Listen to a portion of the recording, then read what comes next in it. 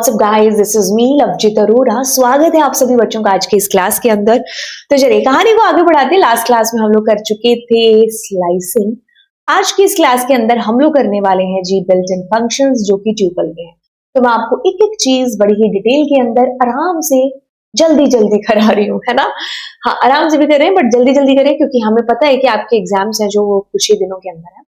तो जल्दी से जल्दी हम लोग एक टाइम से पहले अपना सिलेबस कवर कर लें, ताकि हम लोग ऑल दो सिलेबस तो बहुत बार कवर हो चुका है चैनल के ऊपर, लेकिन अभी मैंने स्पेशली आप लोगों की इसी बोर्ड पर्पस को ले रखते हुए ये सीरीज है जो फटाफट वाली चलाई, जिसमें आपके सारे टॉपिक्स हैं जो फटाफट से कंप्लीट हो जाए, है ना। तो चलिए फिर चलते हैं और बात को स्टार्ट करते हैं ट्यूपल मेथड्स के साथ में। देखिए, बिल्ट इन फंक्शंस हैं, यानी कि पहले से बने बनाए फंक्शंस हैं। आप डिक्शनरी और स्ट्रिंग लिस्ट करने के बाद, यानी कि पाइथन बेसिक्स करने के बाद में आप लोग जब बढ़ते हो पाइथन के अपने एक्चुअल सिलेबस की तरफ, क्लास 12 की तरफ, तो आपको यूजर डिफाइंड फंक्शंस है जो मिलते हैं। तो वो फंक्शंस होते हैं यूडीएफ, यूजर डिफाइंड फंक्शंस, यानी कि जो आप अपनी मर्जी से बना सकते हो। बट यहाँ पर आपके पास फंक्शंस है दैट इज बने बनाए, पहले से बने बनाए, विच आर बिल्ट इन, बने बनाए, ऑलरेडी बने बनाए फंक्शंस। ठीक है, ओके। तो अब क्या चीज है, यहाँ पर आपने काफी सारे फंक्शंस तो पहले से दे रखे हैं। जैसे आपके पास लैन फंक्शन है, मुझे नहीं लगता मुझे इसको बताने की भी जरूरत है, क्योंकि आप अब इस लेवल पर पहुंच चुके हो कि इस फंक्शन को तो बताना नहीं बनता है। फिर भी, है ना, हम शुरू कर ही लेते हैं। भाई, ये फंक्शन क्या है कि आपको ना टोटल नंबर ऑफ एलिमेंट्स बता देगा आपके पर्टिकुलर लिस्ट, डिक्शनरी, जिसके अंदर भी आप इसको यूज कर रहे हो, मतलब जिसके साथ भी आप यूज कर रहे हो।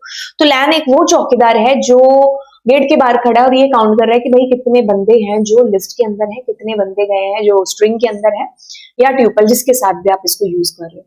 तो मुक्ति हुई बात यह है कि आपको टोटल नंबर ऑफ काउंटिंग बता देगा, एलिमेंट्स बता देगा। ट्यूपल या टपल फंक्शन जो है आपका, दैट इज आप किस लिए यूज करते हो। सपोज कि मेरे को यहाँ पर क्या करना है, खाली ट्यूपल है जो बनाना है। What I want to do, I just want to create a खाली tuple. So for that, I just put here, मैं डाल दूंगी इस फंक्शन को, और लेट सपोज कि मैं इसको प्रिंट कराती हूँ। तो ऑब्वियसली जब कुछ है ही नहीं है तो दैट मीन्स अब कुछ क्या ही आएगा। तो अब आप इसके बाद में इसके अंदर कुछ वैल्यू डालना चाहें तो दैट इज कि हाँ, आप डाल दो वैल्यूज। Super duper cool. आगे चलते हैं। ओके, आगे आपके पास में आता है count function. See, as its name says what, counting कर रहा है। ठीक है, तो काउंटिंग किस चीज की कर रहा है? ऑफ कोर्स ट्यूपल के अंदर की वैल्यूज की काउंटिंग कर रहा है। तो what you do, count, sorry, इसको आप ऐसे करोगे यूज, t1 डॉट काउंट, और जैसे सपोज मैंने लिखा 1, तो लेट मी पुट 1 बहुत बार,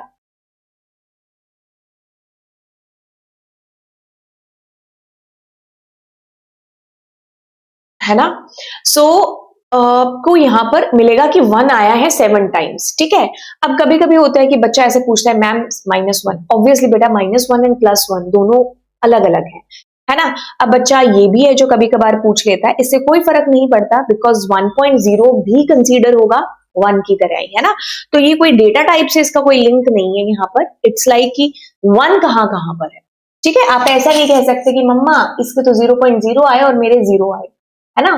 तो जूते दोनों के बराबर ही पड़ेंगे, वही चीज है। 1.0 एंड 1 इस केस में सेम है, ऑल्दो हम डेटा टाइप के पर्सपेक्टिव से नहीं देख रहे हैं, वी आर जस्ट हम उनको एज ए वैल्यू देखने की कोशिश कर रहे हैं, है ना। Okay, super duper cool. आगे चलते हैं। The function that is index function. अगर आपने लिस्ट वाली क्लास अच्छे से देखी होगी तो ये क्लास आपको कुछ भी नहीं लग रही होगी। वही चीज यहाँ पर कर रहे हैं कि मैं कर रही हूँ काउंट 1 को। ठीक है, मतलब 1 से पहली मुलाकात कहाँ हो रही है। एक तरीके से 1 जहां पर भी है ना आपके ट्यूपल में या लिस्ट के अंदर, उसका इंडेक्स आपको डिस्प्ले हो जाएगा, मतलब फर्स्ट अक्रेंस। मतलब सपोज कि मैं यहां पर 1 की जगह 10 डाल देती हूँ, अब आपका 1 से पहली मुलाकात कहाँ होगी? 0 1 2 3 यहां पर। Got it. अब मैंने आपको ये भी चीज बता रखी है कि जैसे मैं इसी चीज को यहां कॉपी करके कुछ ऐसे यूज करना चाहूं, सपोज मैं करती हूं यहां पर 1 कॉमा, और मैंने यहां पर लिखा 7। ठीक है, अब इससे क्या तात्पर्य है, इससे क्या मतलब है, ध्यान से सुनना।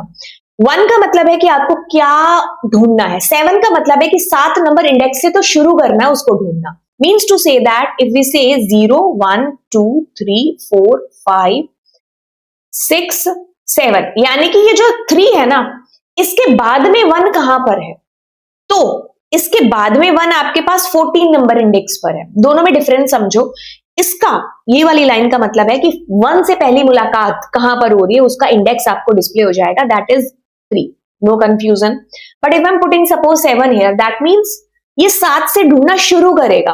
तो मतलब अगर इस 3 की जगह 1 होता तो आपके पास में इसका इंडेक्स आ रहा होता, ठीक है। तो मतलब जहां पर भी 7 नंबर इंडेक्स से शुरू होकर के आगे फर्स्ट मुलाकात 1 के साथ जहां भी हो रही है, 1 ही नहीं, आप इसमें कुछ भी ढूंढ सकते हो, ठीक है। वो तो मैंने रैंडमली ऐसे 1 डाल दिया बिकॉज मुझे दिख रहा है कि 1 की अकरेंस यहां पर ज्यादा है इसलिए। तो 7 का मतलब समझ में आया आपको बेसिकली। अब एक काम और करते हैं। द काम is this, suppose I am putting 7 and I am putting their 16, ठीक है। तो अब ये क्या करेगा, 1 से लेकर एक minute, that's my bad, 7 comma लिखना था मुझे। अब ये क्या कर रहा है, 7 एंड 15 के बीच में देख रहा है कि 1 कहां पर है। तो पहली मुलाकात आपको पता है कि 14 नंबर पर ही होने वाली है, तो इसने डिस्प्ले करा दिया। मतलब मैं अगर आपको कहूं कि अगर यहां ये 15 डालता तो भी ये 14 तक आपको आंसर करता, लेकिन अगर मैं यहां 14 डाल रही हूं तो ये 13 तक चलता, और इस केस में आपको एरर आती जब वो पर्टिकुलर वैल्यू यहां पर मौजूद नहीं है जिसको आप ढूंढना चाह रहे हो। बिकॉज ये कह रहा है कि 7 से लेके 13 के बीच में कोई भी 1 नहीं है। और देख लो तो अगर 1 है तो 0 1 2 3 4 5 6 7 से यहां हुए 7 8 9 10 11 12 13। अब मेरे को पता है कि 14 पर है तो मुझे उसके लिए यहां 15 देना पड़ेगा एक, ठीक है। ये वाली चीज हुई, राइट। अगर मान लो मैं उससे पहले ही 1 यहां पर दे देती हूं तो 7 से 14 के बीच में, 14 के बीच में 1 कहां है, 9 नंबर इंडेक्स पर है, वो आपके पास आ जाएगा, ठीक है। तो ये लिमिट लगा दी आपने, राइट। इसमें 3 चीजें हैं, आपको चीज एक ही मिलेगी बुक के अंदर, वो ये वाली कि अगर वैल्यू से फर्स्ट अकरेंस जहां पर भी उसका इंडेक्स आएगा, बट अगर आपने ऐसी value they the that is not present in that particular tuple or list, so in such case you're gonna find error which name is value error। But अगर आप चाहते हो कि मैंने कहा भाई तुम मुझे 3 नंबर इंडेक्स से ढूंढना शुरू करो तो 3 शुड बी इंक्लूडेड है। बट सपोज कि इफ आई एम पुटिंग कि मेरे को 1 से लेकर 9, 3 से 9 तक करना है तो 9 इंक्लूड नहीं होगा, 8 तक ढूंढेगा, और पहली मुलाकात इसकी 3 नंबर इंडेक्स पर ऑलरेडी हो रही है, तो ये 3 ही आपको आंसर करना है। तो दिस मीन्स कि इंडेक्स फंक्शन आपको इंडेक्स देता है जो आपने इसके पैरामीटर में रखा है उसका। अब आपके पास में बड़े ही सिंपल से फंक्शन है, मैक्स मिन एंड सम, ये सब है ना। तो देखो अब मैंने यहां मैक्स यूज किया तो मेरे पास में फंक्शन है, एक सेकेंड, इसके पैरामीटर में आपको देना है t1। तो इट मींस आपके पास मैक्सिमम वैल्यू कौन सी है, वही आ गई। इफ सपोज कि यू आर गिविंग देयर मिन, तो दैट मींस माइनस की वैल्यू है। अब सपोज कि आप क्या कर रहे हो, सम दे रहे हो, तो कोई दिक्कत वाली बात नहीं है, सबका टोटल है जो यहां पर हो जाएगा। बट मैं इसमें एक और चीज आपको बता दूं, द थिंग इज कि अगर मान लीजिए मैं यहां नॉन न्यूमेरिक वैल्यू ले लूं,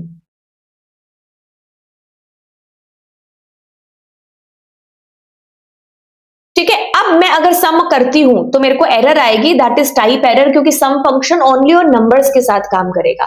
बट जब आप यहां पर मिन यूज करोगे उसको कोई दिक्कत नहीं है, यहां सबसे छोटी वैल्यू ला देगा, इवन इट्स एबीसीडी या फिर न्यूमेरिक हो। बट हाँ, न्यूमेरिक और अल्फा न्यूमेरिक का आप कंपैरिजन नहीं कर सकते, है ना, ये चीज ध्यान में रखनी।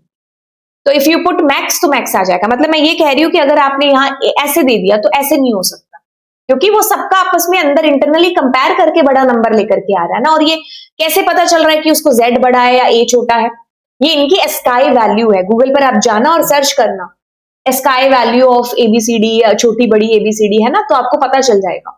तो इसकी वैल्यू 65 है, इसकी वैल्यू 66 है, फिर आपकी छोटी एबीसीडी आती है 97 से शुरू होकर के आगे। तो जब भी आपको अगर कंपैरिजन ऐसे हो ना कि आपके पास कंपैरिजन हो, इन दोनों में से बड़ा कौन है, ये छोटा ए बड़ा है, और छोटा कौन है ये, तो अगर आप इसको करोगे तो आपको ऐसे मिलेगा ये आंसर। बाय द वे जो मैं बताना चाह रही थी वो आपने समझ लिया। Now let's do the function which name is sorted function. Okay, देखिए सॉर्टेड फंक्शन बड़ा ही सिंपल और सीधा सा फंक्शन है। सॉर्टेड का काम क्या है, पहले तो मैंने लास्ट क्लास में आपको बताया था कि sorted functions work is to sort the data. अब क्या है कि ये पहली चीज लिस्ट के साथ, ट्यूपल के साथ, स्ट्रिंग के साथ, सबके साथ काम कर लेता है, क्योंकि एक्चुअल जो आपकी लिस्ट है या ट्यूपल है उसके साथ कोई चेंज नहीं करता। बिकॉज यू नो कि ट्यूपल का नेचर क्या है, इम्यूटेबल है, तो वो कभी बदलेगा ही नहीं। वो जब कभी बदलेगा ही नहीं तो उसमें कोई चेंज हो नहीं सकता। इस चीज को मद्देनजर रखते हुए कभी भी हमें सॉर्टिंग करनी हो ट्यूपल के साथ में तो हम सॉर्टेड का यूज करेंगे, क्योंकि ये क्या करेगा, उस ट्यूपल को तो छेड़ेगा नहीं, सॉर्ट करके तुम्हें एक नई लिस्ट के तौर पर आंसर है जो दे देगा। This is list, this is not a tuple. So अगर आप आज भी, मतलब आज भी का मतलब है कि अभी भी अगर आप T1 को प्रिंट करोगे तो ये वही T1 प्रिंट होगा जो है, because tuples nature is not to change. अब सॉर्टिंग हो कैसे रही है, बस वो सॉर्ट करके रिटर्न कर देता है लिस्ट, मतलब कैच पकड़ा देता है नई लिस्ट।